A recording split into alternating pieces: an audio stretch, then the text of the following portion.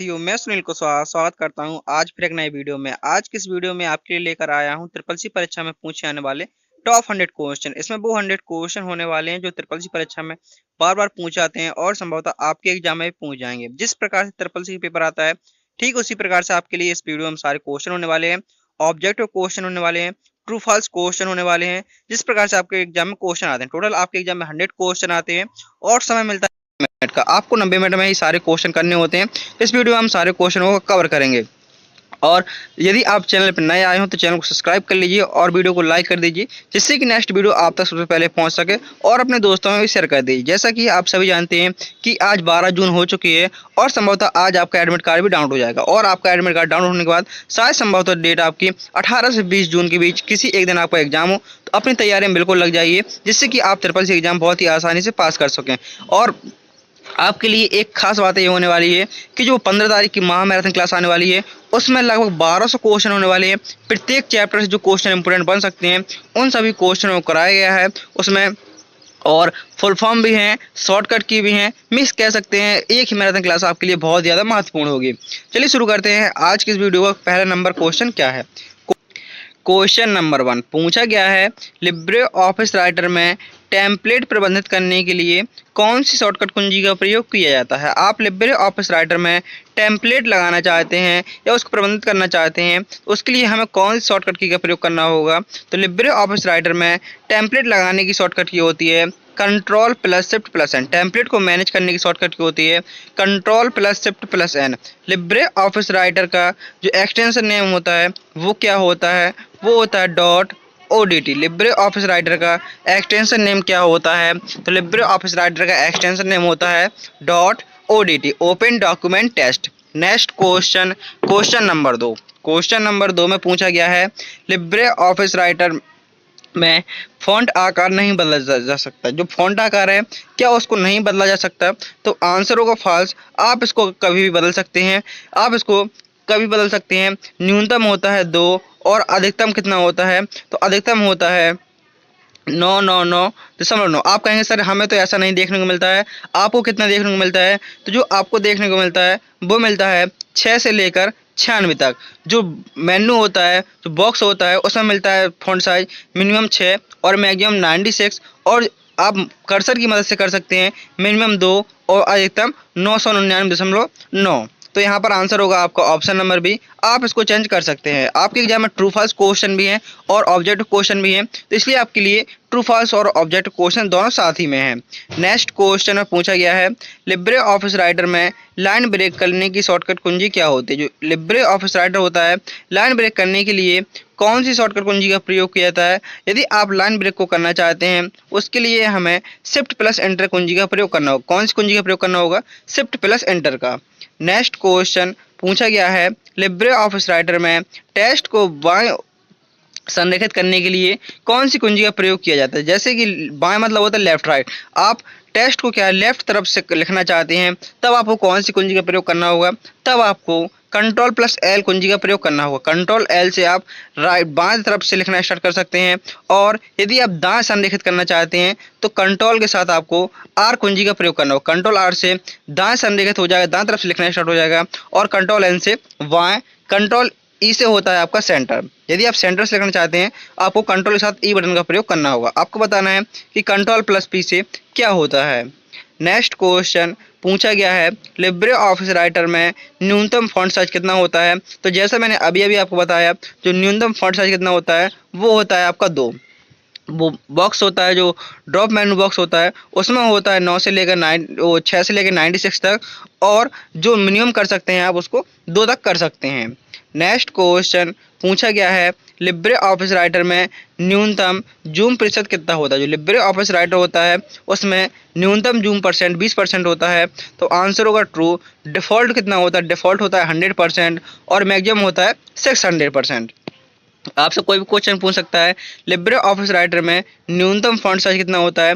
न्यूनतम zoom size होता है 20%, डिफ़ॉल्ट होता है 100% और अधिकतम आप पेज को कितना जूम कर सकते हैं? तो आप कहेंगे हम उसको 600% कर सकते हैं। नेक्स्ट क्वेश्चन पूछा गया है, लिब्रे ऑफिस राइटर में बुलेट्स और नंबरिंग स्टैंडर्ड टूल बार में दिखाई देते हैं। तो आंसर होगा फॉल्स। जो बुलेट्स एंड नंबरिंग होते हैं ये दिखाई देते हैं हमें फॉर्मेटिंग टूल बार में, ना कि स्टैंडर्ड टूल बार में। ये दो प्रकार के बार होते हैं, ऊपर नीचे, जैसे ये सबसे ऊपर टाइटल बार हो गया, टाइटल बार के बाद मेन्यू बार हो गया, और इसके नीचे formatting and standard tool bar होते हैं।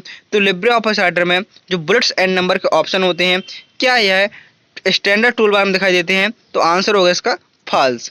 नेक्स्ट क्वेश्चन पूछा गया है, लिब्रे ऑफिस राइटर में टोटल कितने मेन्यू होते हैं? जो लिब्रे ऑफिस राइटर होता है इसमें टोटल 11 मेन्यू होते हैं। कितने मेन्यू होते हैं? टोटल 11 मेन्यू होते हैं। मेन्यू क्या कहलाते हैं? जैसे आपका फाइल, व्यू, एडिट, ये सभी आपके मेन्यू होते हैं। Next question, LibreOffice Writer में टेम्पलेट में स्टाइल फॉर्मेटिंग शामिल नहीं है। जो लिब्रे ऑफिस राइटर है इसके टेम्पलेट में स्टाइल फॉर्मेटिंग शामिल नहीं है, तो आंसर हो जाएगा इसका फॉल्स।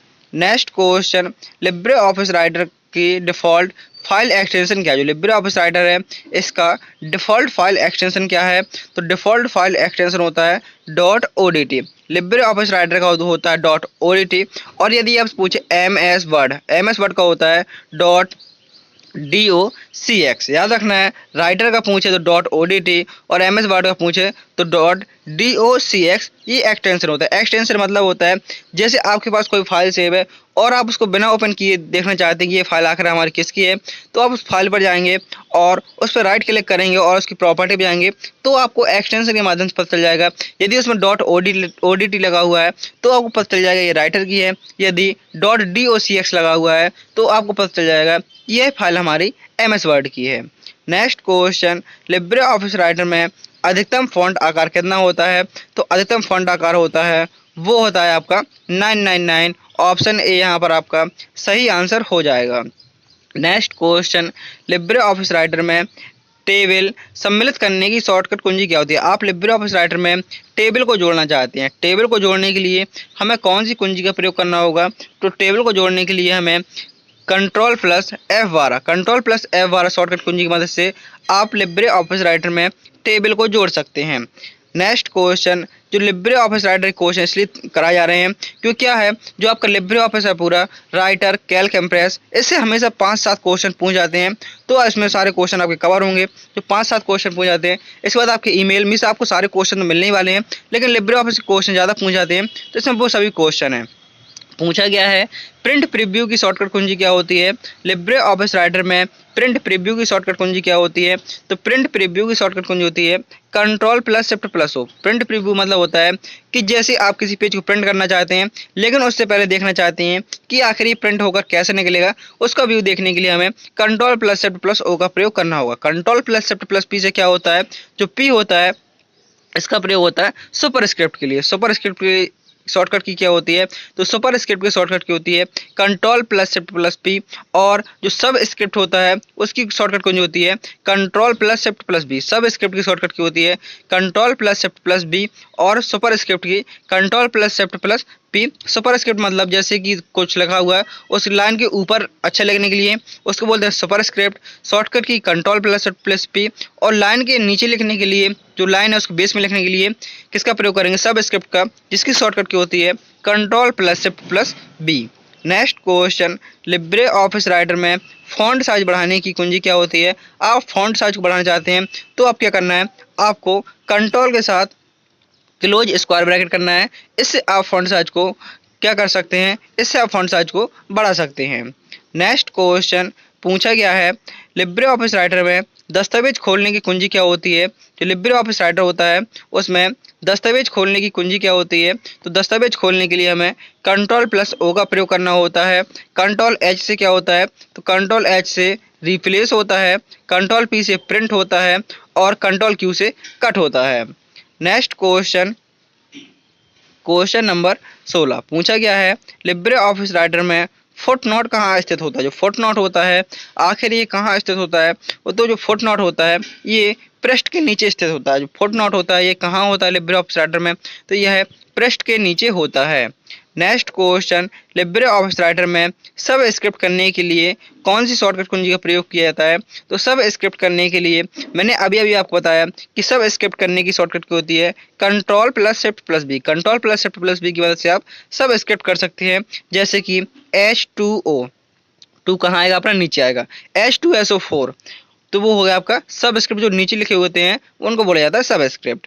नेक्स्ट क्वेश्चन पूछा गया है, अब यहाँ से कुछ कैल्क क्वेश्चन लेंगे क्योंकि राइटर के काफ़ी हो गए। अब यहाँ से कैल्क के क्वेश्चन है, लिब्रे ऑफिस कैल्क में किसी भी फॉर्मूला से पहले कौन सा चिन्ह आवश्यक है। आप लिब्रे ऑफिस कैल्क में कोई भी फॉर्मूला लगा रहे हैं, जैसे मुझे सम का फॉर्मूला लगाना है, सम मतलब होता है कि मुझे संख्याओं का योग निकालना है, तो मुझे क्या मेरे ये फॉर्मूला सही है, तो आप कहेंगे सर बिल्कुल सही नहीं है, हमें सबसे पहले बराबर चिन्ह लगाना होगा और उसके बाद सम फॉर्मूला लगाएंगे। कोई भी फॉर्मूला लगाएंगे तो हमें पहले किस चिन्ह का प्रयोग करना होगा, तो पहले हमें बराबर चिन्ह का प्रयोग करना होगा। Next question, LibreOffice Writer में कंटेंट को बोल्ड करने की शॉर्टकट कुंजी क्या होती है। जो कंटेंट है उसको बोल्ड करने की शॉर्टकट कुंजी होती है control plus B. Control plus B से बोल्ड होता है, कंट्रोल आई से इटैलिक होता है, कंट्रोल यू से अंडरलाइन होता है। याद रखना है तीनों को, बी से बोल्ड होता है, आई से इटैलिक होता है और यू से अंडरलाइन होता है। तो बोल्ड करने के लिए कंट्रोल प्लस बी का प्रयोग करेंगे। नेक्स्ट क्वेश्चन पूछा गया है, लिब्रे ऑफिस राइटर में नया दस्तावेज खोलने की शॉर्टकट कुंजी क्या होती है। तो दस्तावेज खोलने के लिए हमें कंट्रोल ओ का प्रयोग करना होगा, और यदि हमें सॉरी यहाँ पर क्या है, नया दस्तावेज, तो नया दस्तावेज खोलने के लिए कंट्रोल एन का प्रयोग करेंगे, और जो फाइल पुरानी सेव है उसको ओपन करने के लिए कंट्रोल ओ का प्रयोग करेंगे। ओपन करने के लिए कंट्रोल ओ का प्रयोग करते हैं और नए दस्तावेज खोलने के लिए कंट्रोल एन का प्रयोग करते हैं। Control plus shift plus N से क्या आता है, इससे आता है आपका टेम्पलेट मैनेज। नेक्स्ट क्वेश्चन पूछा गया है, लिब्रे ऑफिस राइटर में डिफ़ॉल्ट सेविंग के लिए कौन सी कुंजी का प्रयोग होता है। जो लिब्रे ऑफिस राइटर होता है इसमें डिफ़ॉल्ट सेविंग के लिए कौन सी कुंजी का प्रयोग होता है। तो आंसर होगा, यदि आप सेव करना चाहते हैं उसके लिए हमें कंट्रोल प्लस एस का प्रयोग करना होगा। कंट्रोल प्लस एस से क्या होता है, कंट्रोल प्लस एस से फाइल को सेव किया जाता है। नेक्स्ट क्वेश्चन, लिब्रे ऑफिस में डॉक्यूमेंट को क्लोज करने के लिए कौन सी कुंजी का प्रयोग होता है। आप क्लोज कौन सी कुंजी से कर सकते हैं, तो कंट्रोल डब्ल्यू से भी क्लोज कर सकते हैं, कंट्रोल क्यू और आल्ट F4। ऑप्शन डी यहाँ पर आपका सही आंसर हो जाएगा। नेक्स्ट क्वेश्चन पूछा गया है, लिब्रे ऑफिस राइटर में फॉर्मेटिंग बार को दिखाने और छुपाने के लिए कौन सी कुंजी का प्रयोग होता है। आप लिब्रे ऑफिस राइटर में फॉर्मेटिंग बार को दिखाना और छुपाना चाहते हैं, यदि दिखाना चाहते हैं दिखा सकते हैं और छुपाना चाहते हैं छुपा सकते हैं। उसके लिए आपको कौन सी कुंजी का प्रयोग करना होगा, उसके लिए आपको control plus shift plus F10 का प्रयोग करना होगा। फॉर्मेटिंग बार को दिखाने और छुपाने के लिए control plus shift plus F10 का प्रयोग करना होगा।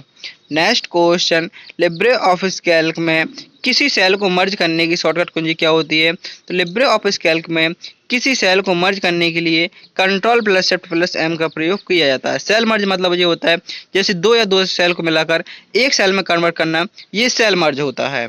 नेक्स्ट क्वेश्चन, जो साइबर सुरक्षा का उद्देश्य डेटा को सुरक्षित करना होता है, तो आंसर होगा यहाँ पर true. Next question, spam email हमेशा सुरक्षित होते हैं। जो स्पैम ईमेल होते हैं क्या यह हमेशा सुरक्षित होते हैं, तो आंसर होगा आपका असत्य।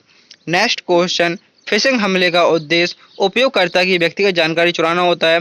जो फिशिंग हमला होता है क्या उसका उद्देश्य व्यक्तिगत जानकारी चुराना होता है, तो आंसर होगा ट्रू। फिशिंग हमले से व्यक्तिगत जानकारी ही चुराई जाती है।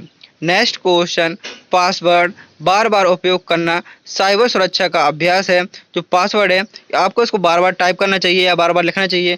तुरंत आपने आईडी लॉगिन की तो आपको ऐसा नहीं करना चाहिए, बार बार आपको पासवर्ड टाइप करना है। आप कहीं भी अपना पासवर्ड टाइप कर रहे हैं, गूगल में सर्च कर रहे हैं कि हमारा पासवर्ड ऐसा बना तो नहीं है, तो आपको पासवर्ड का बार बार प्रयोग करना साइबर सुरक्षा का अभ्यास नहीं है। नेक्स्ट क्वेश्चन पूछा गया है, ईमेल को एन्क्रिप्ट करना डेटा के लिए अच्छा तरीका है। जो ईमेल है एन्क्रिप्ट मतलब एन्क्रिप्ट डेटा को सुरक्षित करने के लिए यह अच्छा तरीका है।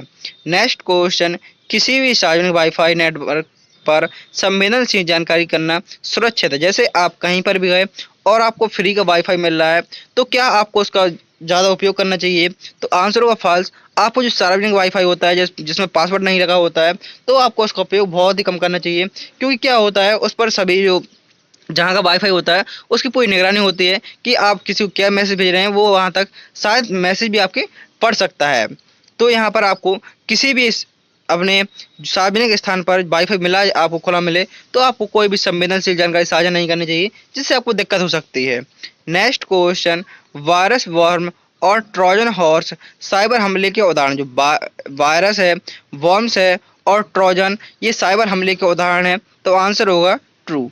Next question, MFA multi factor authentication का उपयोग करना पासवर्ड सुरक्षा को कमज़ोर करता है, तो आंसर होगा फॉल्स। फायरवॉल साइबर सुरक्षा का में एक महत्वपूर्ण भूमिका निभाता है। जो फायरवॉल है यह साइबर सुरक्षा में एक महत्वपूर्ण भूमिका निभाता है, तो आंसर होगा आपका यहाँ पर ट्रू। फायरवॉल क्या करता है, यह साइबर सुरक्षा में एक महत्वपूर्ण भूमिका को निभाता है।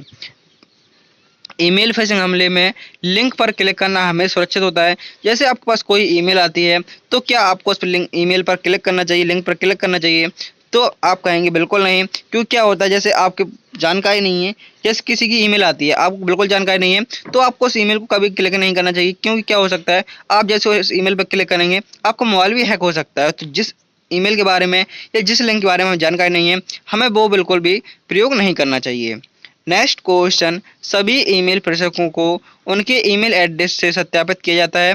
जो सभी ईमेल प्रेषक होते हैं उनको ईमेल एड्रेस सत्यापित किया जाता है, तो आंसर होगा इसका फॉल्स।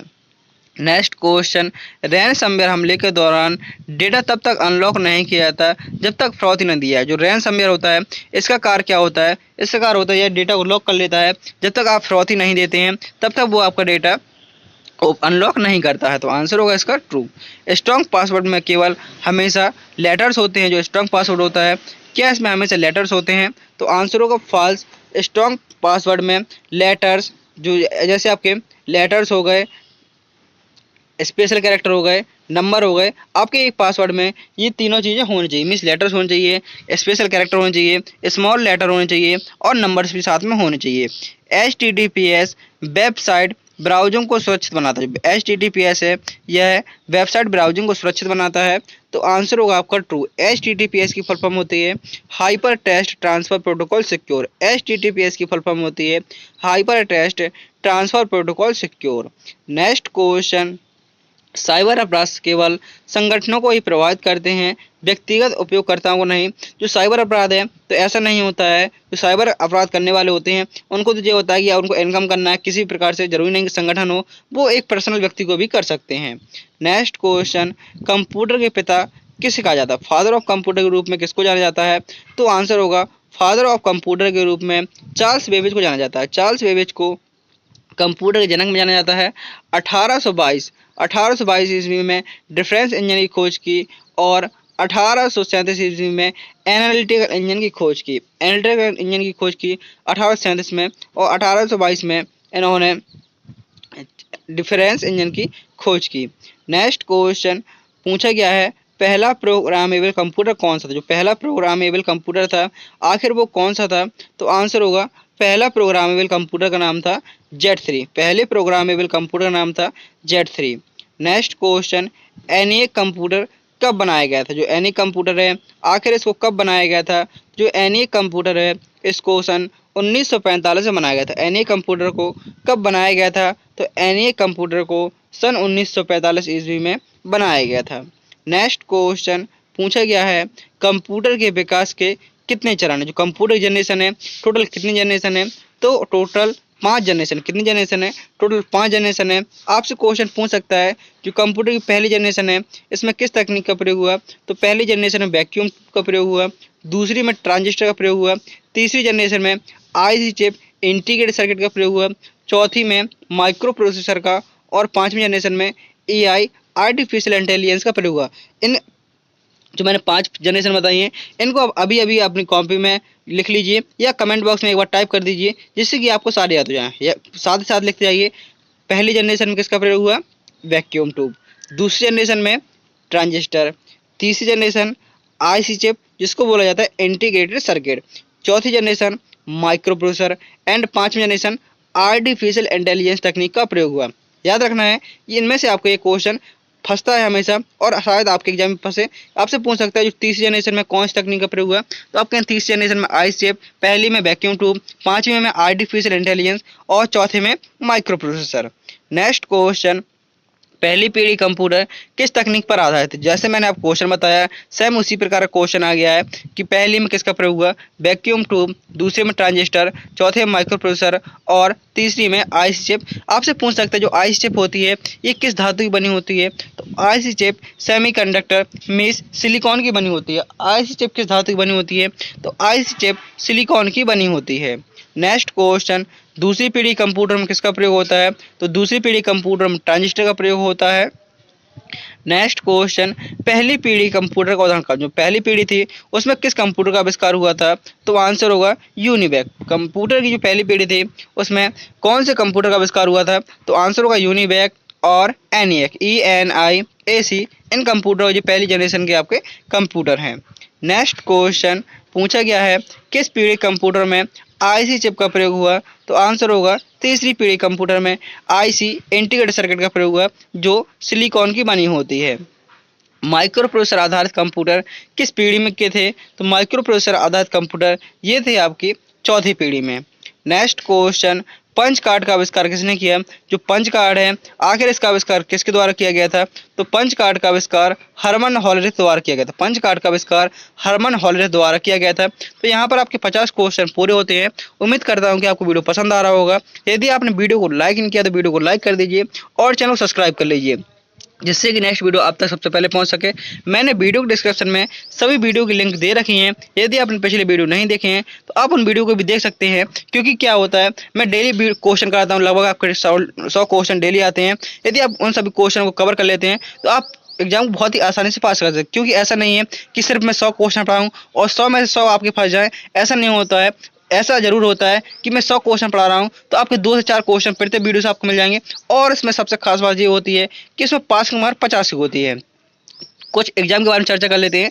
इसमें जो पासिंग मार्क होती है वो होती है 50 नंबर की। यदि आपके 100 में से टोटल क्वेश्चन आएंगे 100, कोई इसमें नेगेटिव मार्किंग नहीं है। यदि आपके 100 में से 50 क्वेश्चन सही हो जाते हैं तो आप ट्रिपल सी पास हो जाएंगे। आपको ये नहीं देखना आप कैसे पास हो रहे हैं, लेकिन यदि आप 100 में से 50 क्वेश्चन भी सही कर देते हैं तो आप ट्रिपल सी पास हो जाएंगे। क्योंकि उसमें 60 क्वेश्चन ऑब्जेक्टिव के हैं और 40 क्वेश्चन ट्रू फॉल्स के हैं। तो जो 60 क्वेश्चन ऑब्जेक्टिव हैं और 40 क्वेश्चन ट्रू फॉल्स के हैं, यदि आपने 30 मान लीजिए 30 क्वेश्चन 60 में से 30 क्वेश्चन ये सही कर लिए और 20 क्वेश्चन ये सही कर लिए तो आप ट्रिपल सी आसानी से पास कहलाएंगे। तो क्वेश्चन को आपको बारीकी से पढ़ना है और आपका ऐसा नहीं है कि इतने सारे क्वेश्चन कराए जा रहे हैं। आपके लिए 1100 क्वेश्चन की मैराथन आएगी, उसमें से आपके लगभग 50 क्वेश्चन ना फंसे। तो आप वीडियो को देख सकते हैं और अपने ट्रिपल सी एग्जाम बहुत ही आसानी से पास कर सकते हैं। याद रखना है क्वेश्चन को हमें अच्छे से पढ़ना है, क्योंकि क्वेश्चन आपको ऐसा लगेगा ये मैंने पढ़ा हुआ है, लेकिन आप वहाँ पर घबरा कर आपको गलत कर सकते हैं। तो आप क्वेश्चन को अच्छे से पढ़ना है। और मैंने जैसे बताया आपके पास पर्याप्त समय 90 मिनट है, आपको 90 मिनट मिलने वाले हैं। और जो पासिंग मार्क है वो 50 की है, कोई नेगेटिव मार्किंग नहीं है। आपको पूरे 100 में से 100 करने हैं और आप 50 में पास हो जाएंगे। नेक्स्ट क्वेश्चन पूछा गया है और मैंने वीडियो डिस्क्रिप्शन में सभी वीडियो की लिंक दे रखी है। पहला इलेक्ट्रॉनिक डिजिटल कंप्यूटर कौन सा था? जो पहला इलेक्ट्रॉनिक डिजिटल कंप्यूटर था आखिर वो कौन सा था?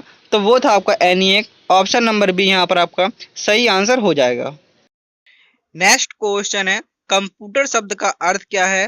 जो कंप्यूटर शब्द है आखिर इसका क्या अर्थ होता है? तो इसका अर्थ होता है गणना करना। यह एक इलेक्ट्रॉनिक मशीन है। नेक्स्ट क्वेश्चन, कंप्यूटर के किस युग में कृत्रिम बुद्धिमत्ता का विकास हुआ? तो एआई का विकास कब हुआ? तो आप कहेंगे 5वीं पीढ़ी में। नेक्स्ट क्वेश्चन, जो पहला माउस है आखिर इसका आविष्कार किसने किया? तो माउस का आविष्कार डगलस एंजलबर्ट द्वारा किया गया था। याद रखना है माउस का आविष्कार किसके द्वारा किया गया था? तो माउस का आविष्कार डगलस एंजलबर्ट के द्वारा किया गया था। नेक्स्ट क्वेश्चन, कंप्यूटर की बुनियादी संरचना का मॉडल किसने प्रस्तुत किया? जो कंप्यूटर की बुनियादी संरचना है आखिर इसका मॉडल किसने प्रस्तुत किया? तो आंसर होगा जॉन वॉन न्यूमैन द्वारा ये प्रस्तुत किया गया था।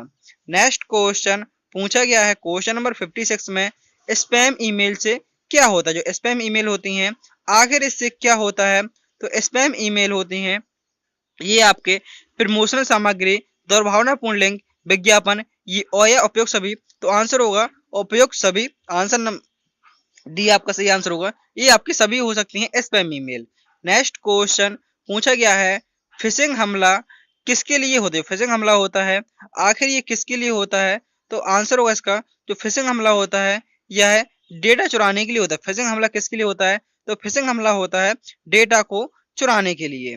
नेक्स्ट क्वेश्चन पूछा गया है, कौन सा एक मजबूत पासवर्ड का उदाहरण है? तो मजबूत पासवर्ड का उदाहरण कौन सा है यहाँ पर? तो आंसर होगा आपका ऑप्शन नंबर सी, जिसमें कैपिटल लेटर्स भी हों, स्मॉल लेटर्स भी हों, स्पेशल सिंबल्स हों। तो ये आपका एक सबसे मजबूत पासवर्ड है। जब भी आप पासवर्ड बनाएं तो कुछ इसी प्रकार का बनाएं, लेकर अपने पासवर्ड को हमेशा याद रखें।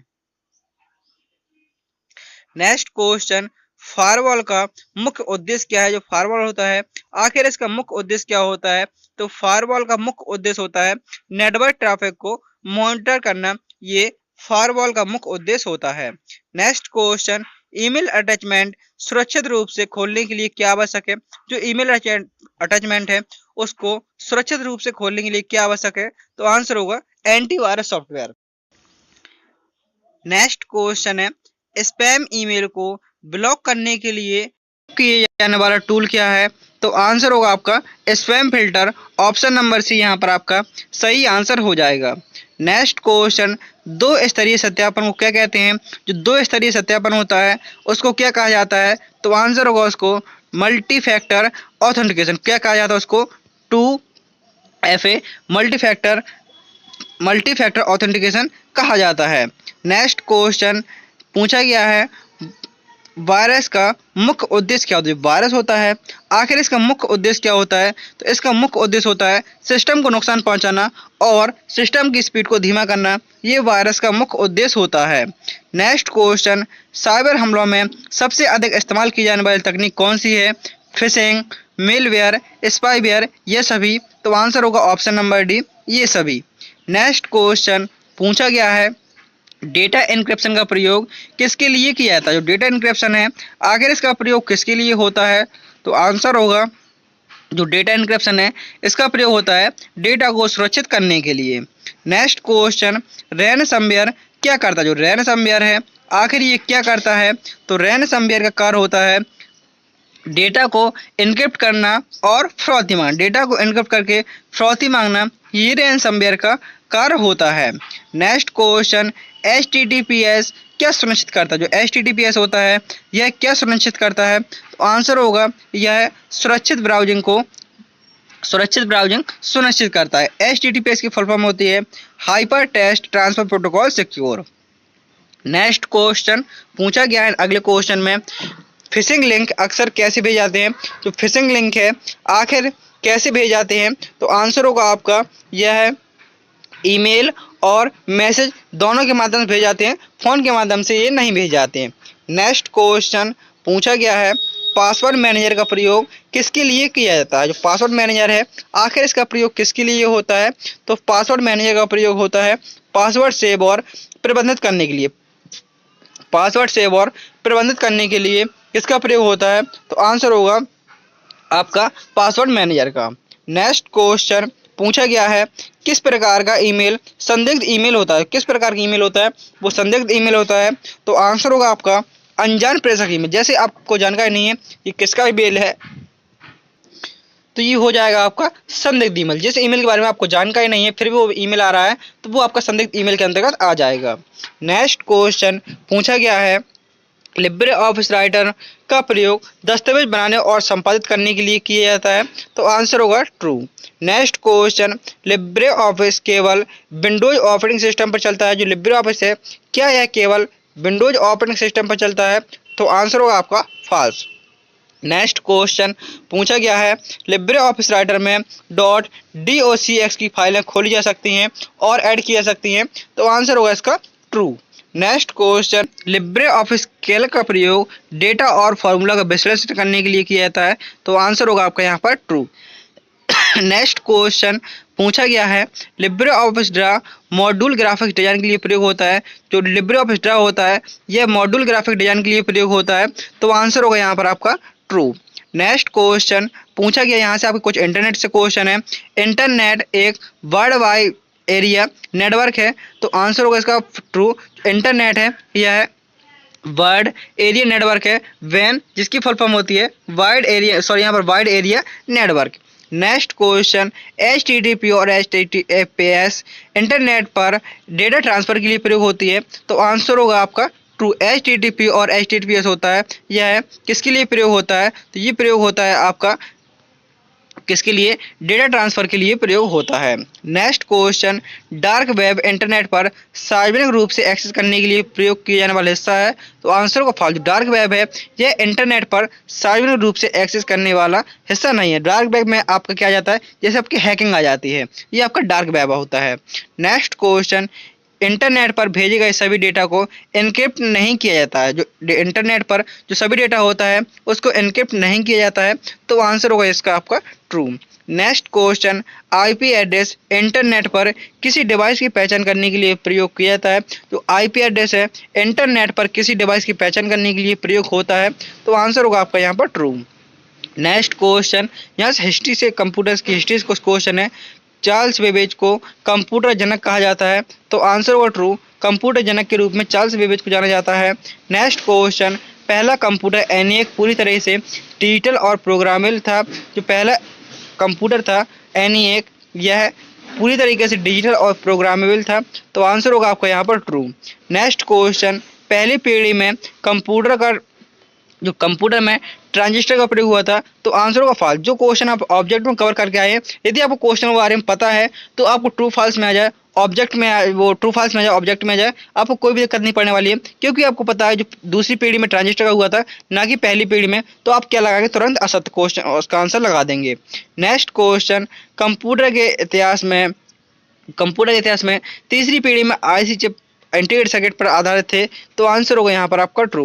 नेक्स्ट क्वेश्चन, लैन का फुल फॉर्म होता है लोकल एरिया नेटवर्क। यह एक छोटा नेटवर्क होता है, तो आंसर होगा ट्रू। लैन एक छोटा नेटवर्क होता है जिसकी फुल फॉर्म होता है local area network. Next question, network में डेटा ट्रांसफर करने के दौरान पैकेट स्विचिंग तकनीक का प्रयोग किसके लिए होता है। जो पैकेट स्विचिंग का प्रयोग होता है, ये होता है आपका डेटा को छोटे छोटे हिस्सों में बांटने के लिए। डेटा को छोटे छोटे हिस्सों में बांटने के लिए पैकेट स्विचिंग का प्रयोग होता है। नेक्स्ट क्वेश्चन, IMAP प्रोटोकॉल का प्रयोग किसके लिए होता है। जो IMAP प्रोटोकॉल है, इसका प्रयोग किसके लिए होता है, तो ईमेल सर्वर पर भेजने के लिए, ईमेल सर्वर पर मैनेज करने के लिए किसका प्रयोग होता है, IMAP का प्रयोग होता है। DNS, जो DNS होता है, आखिर इसका मुख्य कार्य क्या होता है, तो DNS का मुख्य कार्य होता है डोमेन नेम को IP एड्रेस से बदलना। जो डोमेन नेम है उसको IP एड्रेस से बदलना, ये DNS का मुख्य कार्य होता है। नेक्स्ट क्वेश्चन, वैन, जो वैन है, आखिर इसका मुख्य प्रयोग क्या होता है, तो वैन का मुख्य प्रयोग होता है आपका बड़े क्षेत्र के नेटवर्क को कवर करना। बड़े क्षेत्र के नेटवर्क को कवर करना किसका प्रयोग करेंगे, हम वैन का। यदि हमें छोटे क्षेत्र के लिए प्रयोग करना होगा तब हम लैन का प्रयोग करेंगे। नेक्स्ट क्वेश्चन, HTTP का फुल फॉर्म क्या होता है, तो HTTP का फुल फॉर्म होता है hyper text transfer protocol. HTTP का फुल फॉर्म क्या होता है, तो HTTP का फुल फॉर्म होता है hyper text transfer protocol. Next question, एक नेटवर्क जिसमें केवल 2 डिवाइस जुड़े होते हैं उसको क्या कहते हैं। जैसे एक नेटवर्क है उसमें केवल 2 डिवाइस जुड़े हुए हैं, उसको क्या कहेंगे, उसको कहेंगे पीयर टू पीयर। 2 डिवाइस जुड़े हुए हैं उसको कहेंगे हम peer to peer. Next question, POP3 protocol का प्रयोग किसके लिए किया जाता है। जो POP3 प्रोटोकॉल है, आखिर इसका प्रयोग किसके लिए होता है, तो आंसर होगा इसका प्रयोग होता है ईमेल प्राप्त करने के लिए। ईमेल प्राप्त करने के लिए किसका प्रयोग होता है, POP3 का। और SMTP का प्रयोग होता है SMTP, simple mail transfer protocol. Email को भेजने के लिए SMTP प्रोटोकॉल का प्रयोग होता है। नेक्स्ट क्वेश्चन, वाईफाई का पूरा नाम क्या होता है, तो वाईफाई का फुल फॉर्म होता है wireless Fidelity. Next question, internet पर फाइल शेयरिंग करने के लिए किस प्रोटोकॉल का प्रयोग किया जाता है। आप इंटरनेट पर फाइल को ट्रांसफर करना चाहते हैं तब आपको कौन से प्रोटोकॉल का प्रयोग करना होगा, तो आंसर होगा FTP प्रोटोकॉल का प्रयोग किया जाता है। नेक्स्ट क्वेश्चन, ईमेल सर्वर में मेल को डिलीट किए बिना एक्सेस करने के लिए कौन सा प्रोटोकॉल होता है। आप मेल सर्वर पर ईमेल को डिलीट किए बिना एक्सेस करने के लिए कौन सा प्रोटोकॉल उपयोगी होगा, आंसर होगा आपका IMAP प्रोटोकॉल।